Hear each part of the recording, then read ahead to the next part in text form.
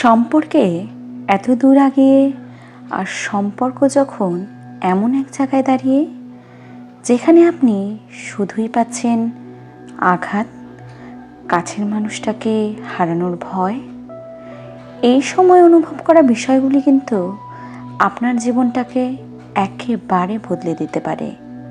এই সময় আমাদের সব থেকে বেশি যেটা হয় সেটা হলো সেলফ রিয়েলাইজেশন।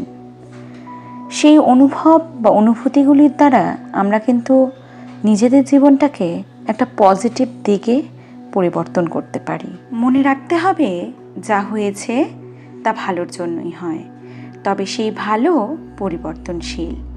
সে যে সম্পর্কের শুরুতে আপনাকে ভালোবেসে আগলে নিয়েছিল, সেই ভালোবাসাটা পরিবর্তনশীল, কারণ আজ এত বছর পর সে অন্য কারোর মধ্যে সেই ভালোবাসা খুঁজে নিচ্ছে। এক্ষেত্রে আপনি যদি নিজের ভালো খারাপ নিয়ে ভাবতে শুরু করেন, তবে হয়তো আপনি আবারও কিছু বছর পর এইভাবে রিগ্রেট করবেন না।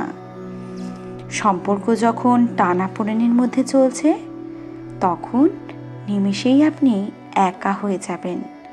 আপনাকে একা করে দেবে সেই সম্পর্কটা।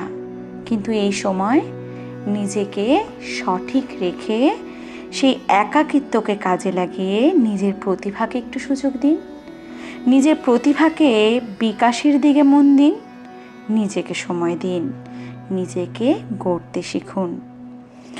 আরেকটা বিষয় যা সম্পর্ক ভালো না থাকা অবস্থায় আমরা অনুভব করি, সেটা হলো সময়ের মূল্য। এতদিন পর এসে আপনার মনে হবে যে সময়টা আপনি অতিক্রম করেছেন সেটা ব্যর্থ, কারণ যে সম্পর্কের জন্য সময় ব্যয় করেছেন আজ সেই সম্পর্কই শেষ হবার মুখে। তাই এখন থেকে সময়ের মূল্য দিতে শেখেন। যে সময়টা হবে একান্ত নিজের জন্য, যাতে কিছু বছর পর আজকের দিনটার জন্য রিগ্রেট না হয়। সম্পর্কের পাশাপাশি নিজেকে গ্রো করুন। একটা সম্পর্ককে সুন্দর করতে যেমন আপনি এফোর্ট দিয়েছিলেন, সেই সেম এফোর্ট আপনি নিজের প্রতি দিলে আজ হয়তো এতদিন পর এসে আপনার কখনোই মনে হতো না যে আমি সময় নষ্ট করলাম। অন্তত সম্পর্ক টানাপোড়েনের মধ্যে থাকলেও আপনার নিজের জার্নিটাকে নিয়ে আপনি অনেক শান্তি পেতেন। তাই নিজেকে গ্রো করুন। মানুষটা ঠিক একদিন ফিরে আসবে। সম্পর্ক ভালো না থাকা অবস্থায় আমরা আরেকটা জিনিস বুঝতে পারি, সেটা হলো পরিবারের গুরুত্ব। যে সম্পর্কের জন্য আপনি পরিবার থেকে দূরে চলে যাচ্ছিলেন, তাকে গুরুত্ব দিতে শিখবেন ঠিক এই সময়। যখনই সেই ব্যক্তির ফোন আসতো, সব ভুলে আপনি ছুটে যেতেন, মা বাবাকে সময় দিতেন না। এখন ঠিক ততটাই সময় পরিবারের সাথে কাটাতে ভালো লাগে। এটা বুঝতে হবে, পরিবারকে সব সময় গুরুত্ব দিতে জানতে হবে। সম্পর্ক ভালো থাকুক খারাপ থাকুক, পরিবার সবসময়ই আমাদের কাছে একটা জীবনের অতি গুরুত্বপূর্ণ অঙ্গ। পরিবার হলো এমন একটা বিষয় যা আমাদের সাথে সব সময় থাকে। খারাপ পরিস্থিতি, ভালো পরিস্থিতি, যে কোনো মুহূর্তে তারা আমাদের পাশে থাকে। তাই পরিবারকে গুরুত্ব দিতে শিখতে হবে। আরেকটা জিনিস, নিজেকে কখনো সস্তা করবেন না। নিজেকে সম্পর্কে সস্তা করে দিলে নিজের গুরুত্বটা কমে যায়। আজ সম্পর্ক ভাঙার মুহূর্তে আপনার এটা মনে হতেই পারে, তবে এটা সত্যি যে কোনো সস্তা জিনিসের কদর কেউ কখনো করেনি।